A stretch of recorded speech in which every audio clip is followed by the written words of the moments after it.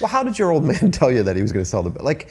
So from the seller side, especially without having the kind of merger and acquisition knowledge that we have now, it's super like startling and everything's brand new, right? And so he would describe you as like a broker, right? Someone who's going to help us go through this process together. But it was, at the time, it was both a process that we weren't as a family like all on the same page about, and it was also just everything was new, and we just had tons of questions. I remember that dinner being like full of questions. You and your brother though were working in the family business. Did you expect that at some point Mike would go off and do whatever? No, we thought that we were going to inherit the company. That was the plan. Like we had brought both of our wives into the fold. I think Katie was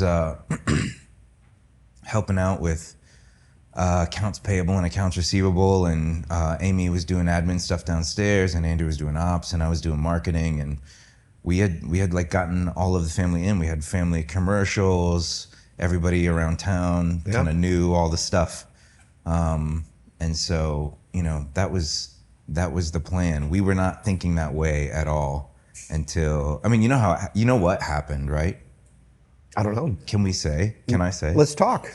Well, Dad had always had a trepidation about like the legalization of marijuana. I remember that.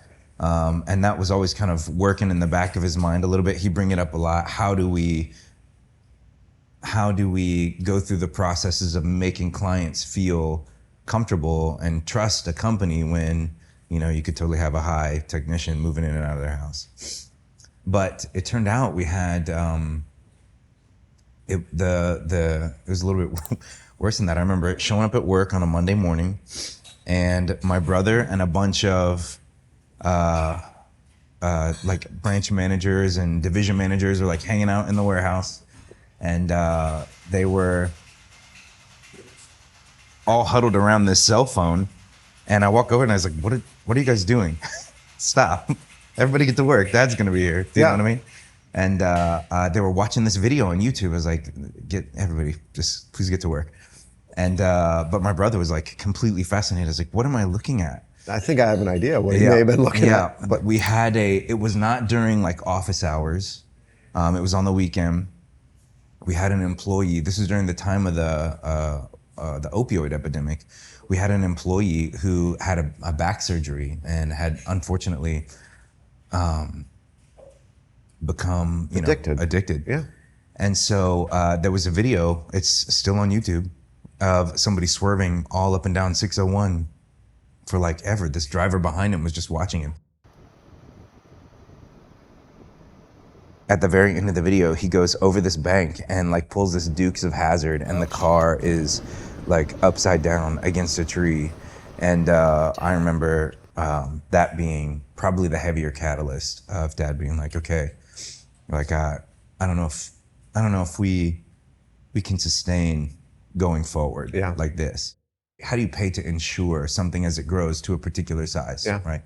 And so but I believe that was probably the bigger catalyst to kind of project us down another path. And that's how we met you at dinner. I remember him always talking about, I've got 165 vehicles on the road 24/7. We had 165 vehicles on the road traveling 60,000 miles a week. That's 2.5 clips around the earth. 2 clicks around the earth every day. Yes, the earth. Exactly. Yep, that's exactly the shtick. So how did you and Andrew react to this when he said, hey, I'm thinking about selling this? We had different reactions. Thank you. At the beginning, I was like, wait, we just brought, Cheers. Friendship.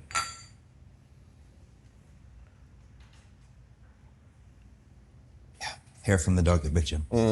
I had trepidation at the beginning, but then once I understood that this is the direction that Dad was going in, and knowing how unmovable he can be once he set his mind to something, I was like, well, all we can do now is make it as successful as possible. So Andrew, I think, held on a little bit longer and kind of pushed back a little bit, because he grew up in the company, right? Like I was the brother that went to college and Dad loves to say, I told him no 9 times before I told him yes on the 10th time, right? So I didn't have the type of emotional, I mean, it was emotional, but it wasn't as strong as Andrew's, you know? So he was much more connected to the process, the dream of where he thought we were going, you know? But eventually, kind of towards the end, I think he was just as ready to go.